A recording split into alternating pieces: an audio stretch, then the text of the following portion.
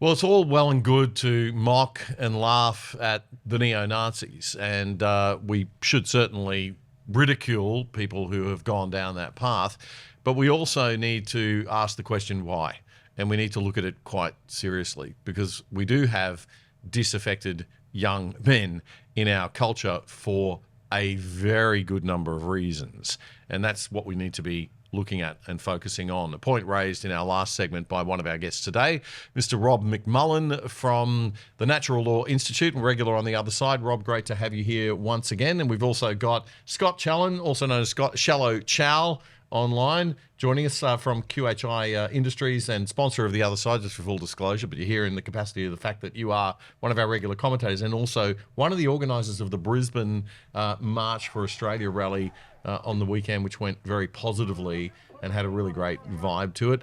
And in Sydney, we have our regular guest, Joel Jamal from the ARC podcast and Turning Point Australia.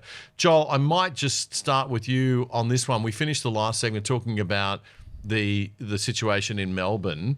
Scott was making the point that it seemed as though the police could have very easily kept the Palestinian Action Group separate from the march, but didn't.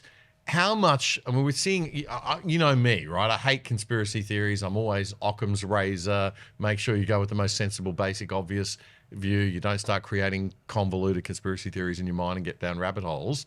But there is a lot of thought going into sort of just what's going on down there in Victoria. What's your take? Look, when it comes to Victoria's police, it's similar to New South Wales. Recruitment is down. In New South Wales, there's at least 3,000 police. We are down right now to do normal jobs. And so this is sort of the hangover from COVID. There's a lot of low morale, and there's a lot of people that aren't signing up to become cops. So the police force are dropping the standard. So there's a whole story there. But on top of that, in Victoria, guys, it's a rough place. It's become like that. It's really difficult to live right now down there. The streets are being taken over by the radical left and the radical right. And to an extent, you can't blame the NSN for trying to protect the protest. I mean, they're just at that level of the collapse of their state. That's where they're at. And it's really sad to say. I never, support violence, but that is where they are at right now. And there were patriots that were defended by the NSN from Antifa.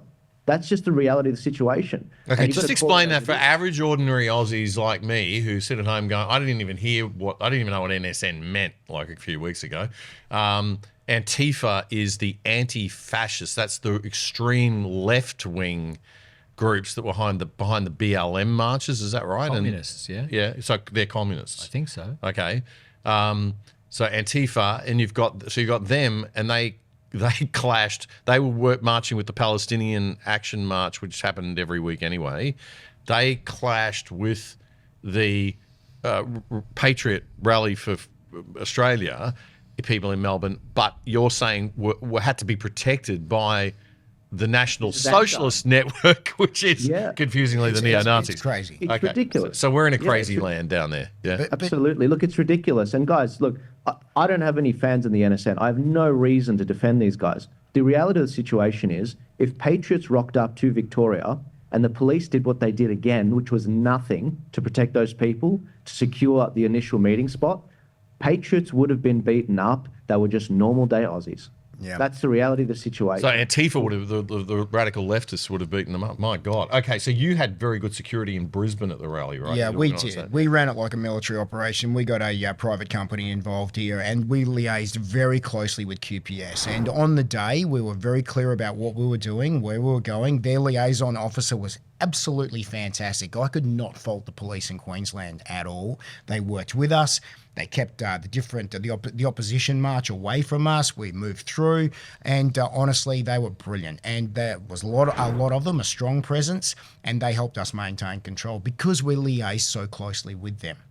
Queensland set the standard, no doubt. I don't understand why the Victorian police couldn't do the same thing, because it could have easily been done. It was just good conversations, good adult, strong conversations about what we were trying to do, and they were happy to work with us. In fact, the QPS came up and thanked us afterwards. They thanked us for putting on such a good event and keeping everyone in line. Correct. So, Victoria has a lot of issues. It is not going to get better. And as I've said before, Damien, it's only going to get uglier down there because the government wants it to get uglier. That's what they want. Right. So the implication, let's be clear, guys, and what you're basically saying is, and you're all in agreement on this, that this was almost deliberate, or was deliberate. Like there was no attempt to stop those two groups coming together in Victoria to get the pictures, to get the violence, to get the clash, to create the tension. Why would the Victorian government want that conflict, Rob McMullen? I think just to give a bit of context, I saw online, like fact check me on this, but recently there was a night of terror from home invasions from African gangs. But I mean, even if that, I don't have that completely right, we know that there's been absolute horrendous crime. I mean, the failed scheme to put out bins to collect machetes from gangs in Melbourne. Ridiculous. But Yeah, all please. the bureaucrats and the news that say, oh, we've got Nazis. I mean, they never mention communists. They never mention aggressive anti-fascist communists and Marxists, but they highlight so much, oh, we've got Nazis on the street. But I mean, people are having their homes invaded. So at the end of the day, I just think that they can focus on ideology, like in the same way mass migration is the thing that's propping up this house of incompetence. And in the same way, you can look at really clear-cut, horrendous issues with crime and people's safety in their homes and cultural issues, but they can just go, oh, look, there's some scary men in black, there's Nazis, and it's just a really convenient scapegoat. I'm not saying that, there aren't potential ideological problems, but once again, like I said in the first segment, it's coming from the top down. I think a lot of these people could be reformed if the system was functioning, and it's not. And you've just absolutely got a bunch of incompetent dorks in governments and in bureaucracies that are just happy to play the victim. Oh, look at poor Melbourne and poor us, there's Nazis on the street. Well, how about you make people secure in their homes? Well, the messaging in the press release from the Victorian Premier, Jacinta Allen, was predictable. We could have written it on Thursday last week, right? I mean, it was all the neo-Nazi term. She wrote, I'm proud to be ostracised by Nazis. Well, congratulations for you, Jacinta. You're not a Nazi. Bravo. Like, whoop-de-doo. What are you doing about the fact that you're running your state into the ground, and the debt and the conflict and all the problems and the crime? And then Everything Thomas seems just to be happens to show up at that press conference this week. I mean, you couldn't script this better if you sat down and tried to put it together last week. Yeah. It was crazy. Okay, let's have a look at Thomas Sewell, which is the very second strange. soundbite, if we can. John, not the first one. If we can jump ahead to that one, we'll have a look at that right now. This is Thomas Sewell as he was being arrested after turning up to the Victorian Premier's press conference. This is the neo-Nazi guy. You don't have to put your hands on me. Shouldn't we have the right to speak in our country, you coward? Have your goons attacked me? I'm under arrest. But this is what happens in the tyranny of Victoria. Yeah, see, I hate the way they adopt all that language of the liberty movement. Like, this is they shouldn't be arresting me. I was clamping down on free speech, etc., etc. You're saying that this might not be even a real neo-Nazi we're looking at here. Well, we could put the tinfoil hat on and we can go down all the conspiracy holes. And gosh I hate knows, that, but- Joel done it. We've all gone there since 2020, right? I mean, we all get it. We can do that. But it's just, in my mind, way too convenient now. And having worked with the organisation of this march, with guys like Rob and a really strong leadership team and the QPS, we know that things can be managed effectively. The Queensland Premier was in support of what we did up here, and we didn't have any dramas and problems. So Victoria created its own mess intentionally. Now, whether Thomas Sewell turned up unexpectedly and it was a random coincidence event, well, that might be the case. But I think most Australians now, especially the Australians who came to the march and will probably come to the next 2 or 3 that are run, are looking through that now and not believing a single word that's coming out of these governments' mouths, mate. That's the problem. A complete loss of trust. The social contract has been torn in half, and now these criminals at the top of the chain are basically just playing everyone like puppets. So we've got housing as a problem, we've got crime as a problem, we've got all these things that you can tie to mass immigration, we've got the covering up of our economic issues and GDP and Per capita recession. Right, massive recession that we're in. That's being covered up by mass immigration. So we are actually looking at the right problem. It's not racist to say this is mass immigration is actually the problem. Can I just say too? I mean, I cued the music. And Rob, what a job. What a job. Like, seriously, folks, it was the music. Well, I mean, I've been saying this for a long time too. Music does bring people together. I mean, the left know that very well, and they've been putting that in since the 60s, you know. But you're talking about your excellent work as DJ at the Brisbane rally. Rob also did a fantastic rendition of the Australian anthem and did a guitar solo as well. And I got to tell you, there wasn't a heart in that place that wasn't skipping a beat when Rob was singing. It was fantastic. Oh, beautiful. I'm really glad. But the point I was saying is I stayed at the stage to cue the music as they came in and make a big epic entrance, you know, and it was really powerful. We had no idea. I was thinking it was Great Southern Land. Yeah, right? yeah. Ida Davies Ice House booming as they walked into the So theatre. Scott hired the system, and I said, "Oh, this system's going to be huge. There's plenty of firepower there, mate. You're going to be laughing because I'm thinking we'll have 200 or 300 people, maybe 500 people." And then the guys came around the corner with police escorts on either side, you know, arm in arm like this as brothers, and I cued Great Southern Land, and it's Great Southern Land. But then they just kept coming. Yeah, wow. There was a sea of people. There was a sea of Aussie flags. I had no idea there was going to be that many people. And it was one of the most powerful images I think I've ever seen in my life. These guys marching in front of what people are saying is tens of thousands of people. A sea of people as far as you could see. Well, this is real Australia. This is real Australia. It is. And they were really upset. But they were having fun. Let's be clear about that. They were there to have fun because we set the tone for that. But they have got serious grievances and they are ready to do something about it. The only point I want to make quickly is because I stayed at the stage, a few people walked past me and said, "Oh, is this the March for Australia?" And immigrant people, you know, a guy said, "Oh, look, mate, yeah, so you guys want to bring mass immigration down?" And I said, "Yeah, it's just too high, mate." And he goes, "Obviously, I'm an immigrant," because he was Asian. And he said, "I completely agree with you. Absolutely. It's way too much. You're just changing the country." Let's have a look at some of the horrible things that the horrible racist people said at the Sydney rally. Let's play this clip now, John. I love everything about Australia. That's why I chose to come here, but it's not the same anymore.